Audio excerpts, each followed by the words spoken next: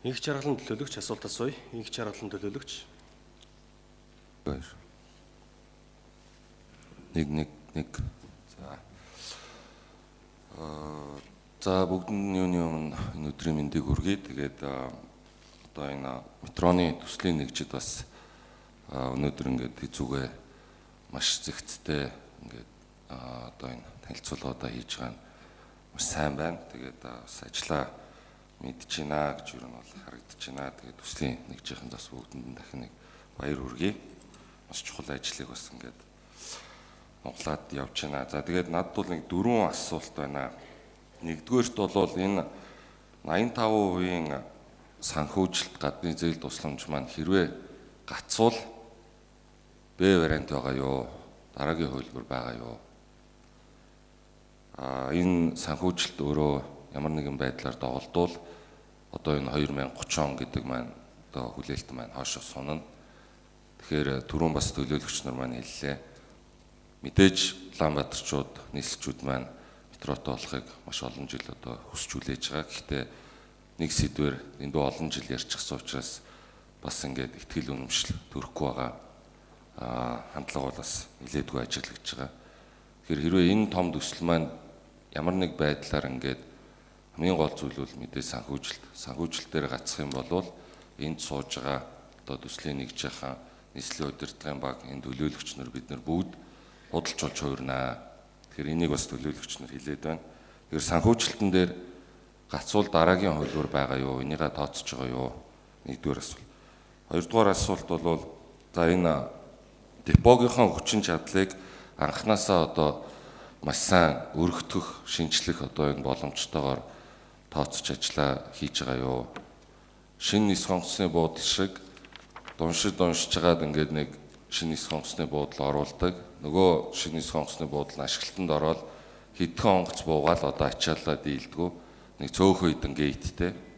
Ингээд иргэдийн бас ингээд шүүмжлэх хүлээлтэнд ингээд нийцэхгүй ингээд ийм асуудлууд шинэ нис хонгоцны буудал дээр Нубиа дээр үүссэн шүү. Энэ одоо алдаа дутагдлыг бас энэ метроныхаа төсөл төр давтмааргүй байна. Тэгэхээр энийг бас төслийнхаа нэгжийнхэн маань бас анхаараарай.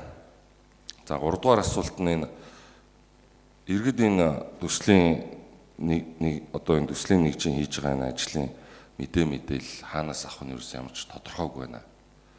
Тэгэхээр энэ төслийн иргэдэд хуваалцаж болох энэ нээлттэй мэдээллүүд нь яг ямар суугаар явах юм бэ?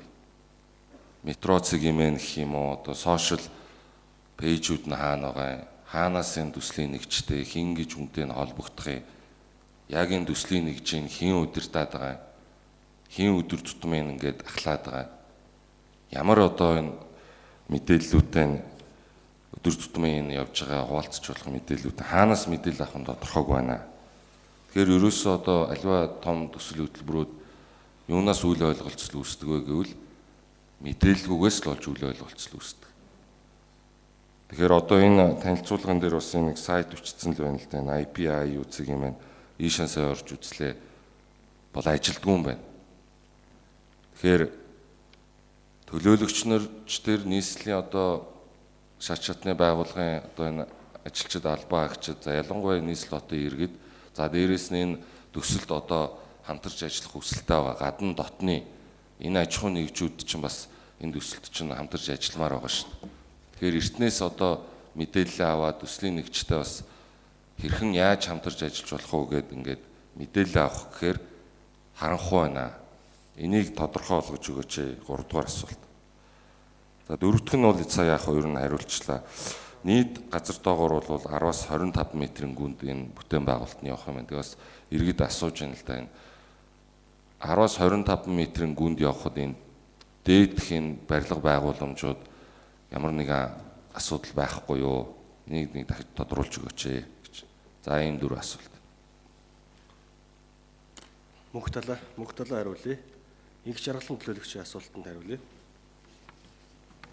Санхүүжилтийн төлөвлөгөө гэсэн.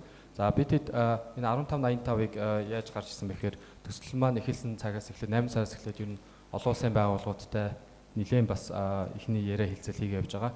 Ерөнхийдөө олон улсад бол бас нөгөө төсөл хэрэгжүүлэгч нь өөрсдөө тодорхой хэмжээний зардал шууд гаргах хэрэгтэй байдаг гэдэг учраас 1585 гэдэг харьцаа болвол харьцангуй одоо олон улсад ийм том хэмжээний мега хэмжээний төслүүд хэрэгжүүлэхэд хамгийн тохиромжтой байдаг. За одоо яригдж байгаа энэ хилцээр өмнө бүтэхгүй бол Б вариант байгаа юу гэдгсэн. Б вариантын хувьд бол бид тендерийнхаа хэрвээ энэ юмнууд бүтэхгүй бол EPC нэмэх нь F нөхцөл буюу одоо 2 дугаар шатны тендерээр зарлахдаа хэрвээ оролцогчид маань орж ирэхдээ өөртөө төслөө санхүүжүүлэх нөхцөл энэ юмаа барьж орж ирдэг. Энэ бас нэг юм төрлийн одоо тендерийн бас юм шин төрөл байдаг. Тэгэхээр энэ байдлаар тендерээ зарлах Б вариантын төлөвлөгөөтэй байгаа. Ийм нөхцөлд тодорхой хэмжээний санхүүжүүлэх төлөвлөгөөгөө барьж орж ирэхээр одоо саналаа урьдчилсан байдлаар илэрхийлж байгаа олон улсын бас төсөл хэрэгжүүлэгч томоохон компаниуд нэгэн одоо засаг даргын тамгын газрын гадаад харилцаагаар дамжиж холбогдож байсан. Тийм учраас бид энийг бол Б вариант гэж тооцож байгаа.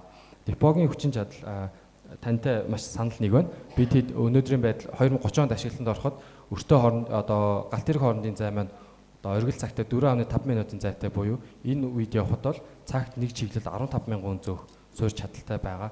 За бид хэдийн хөгжлийн ерөнхий төлөвлөгөө 2040-д тооцсноос магадгүй илүүгээр манай оршин суугчид ихсчтэй илүү их хөдөлгөөн хэрвээ байгаа тохиолдолд бид энэ галт тэрэг хоорондын зайг богиносгоод 4.5 минутыг 4 минут одоогийн байдлаар технологиор хамгийн өндөр хөгжлийн метронууд бол 2.5 минутын одоо зайтай явж байгаа. Бид тийм болгож одоо системээ сайжруулж хөдлөг бүрэлдэхүүнийхээ галтгийнхаа тоог нэмсэн тохиолдолд энэ тоог 23-аас 25,000 болгох боломжтой. Тэгэхээр энэ бол Улаанбаатар хотын 2060 2070 хүртэл хангалттай эрэлт гэж үзэж байгаа. Гэхдээ хөгжлийн ерхий хөдөлгөөн 2040 хүрээнд бол бид нийслэлийн энэ төвийн одоо дүүргүүд дээр нэгчлэг бол нэмэхгүйгээр илүү одоо дагуул хотуудаа азлагдсан бусууд илүү хөгжүүлэх, шинэ хотуудаа хөгжүүлэх гэдэг концептыг барьж байгаа учраас энэ хүрээнд бол бид хангалттай гэж одоогийн байдлаар тооцож байна.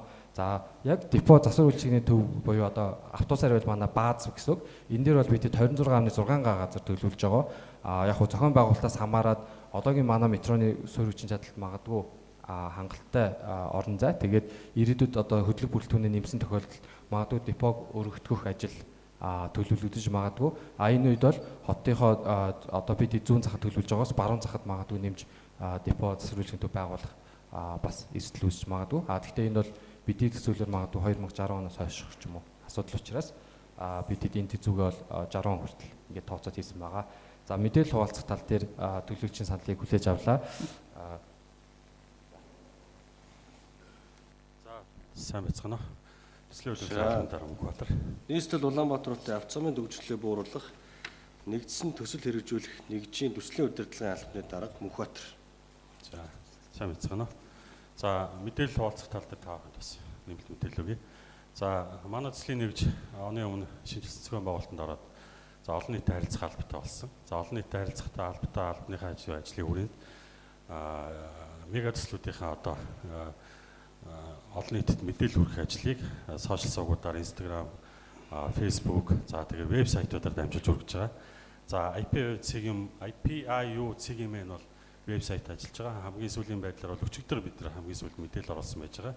За гол баримталж байгаа бодлого бол мега төслүүдийг бол ер нь олон нийтэд ингээд түлхүүн мэдээллийн хөрвүүлэх чиглэлээр ингэж ажиллахгүй бол бас одоо мега төслүүдийн нэг эрсдэл нь мэдээлэл муутагаас олон нийтийн дэмжлэггүйгээс бас одоо фейлддэг ийм олон улсын ийм үзэсгэлэнүүд туршлагууд байд юм байна. Тэгэхээр энэ дээр бол бид нар тусдаа албатай ингээд зохион байгуулалттай ажиллаж байгаа. Тэгээд манай IPIU CGM вебсайт руу та бүхэн Facebook, сошиал хаягуудаар бас хандаж мэдээллүүдийг авч үзээрэй. Тэгээд энэ дээр бол бид нар аль болох нэг мэрэгжлийн улсуудын мэрэгжлийн байгууллагуудын саналыг за энэшил техникийн ажлуудаас бас нөгөө мэдээлэл авах талаар ярилцлага авах замаар мэдээлэл өргөх замаар ингэж явуулж байгаа. Хар тавьсан баярлалаа. Тодруулж асуух инх чаргалан төлөөлөгч тодруулж асууя. За Солонгос зөвлөх баг орчуулагчтай байгаа. Бас зөвлөх багаас асуулт асууж болно. Хариулт өгөхөд бас бэлэн байгаа гэдэг онцолж хэлье. Инх чаргалан төлөөлөгч тодруулга 1 минут. За санхүүжилтийн хувьд Б вариант байгааг сая бас хэллээ. Тэгэхээр энэ том мега төслийн хувьд бол ганц Б вариант хангалтгүй С, Д гэдэг вариантуудыг бас бодох ёстой шүү. Тэгэхээр бид нар энэ одоо улс орны хэмжээний төсөлтөөр ер нь бол маш олон хувилбартай ажиллах ёстой гэдгийг бас та бүхэн анхаарч ажиллаарай. За тэгээд энэ IU гэдэг вебсайт нь бол ажилтг юм байна. Тэгэхээр энэ дээр нэмэлт санал болвол өнөөдрийн танилцуулж байгаа энэ презентацийн болон энэ мэдээллүүдэд одоо маш хурдан шуурхай түргэн оруулж бас энэ хэвлэл мэдээллийнхаа энэ хэрэгслүүдийг амтай байлгаарэ. Тэгээд нэг ганц нэг мэдээлэл оруулчаал тэгэл хайчдаг шүү. Хамгийн сүүлд нь бол төслийн одоо багт хандж хэлэхэд за төрийн юм гэхээрээ те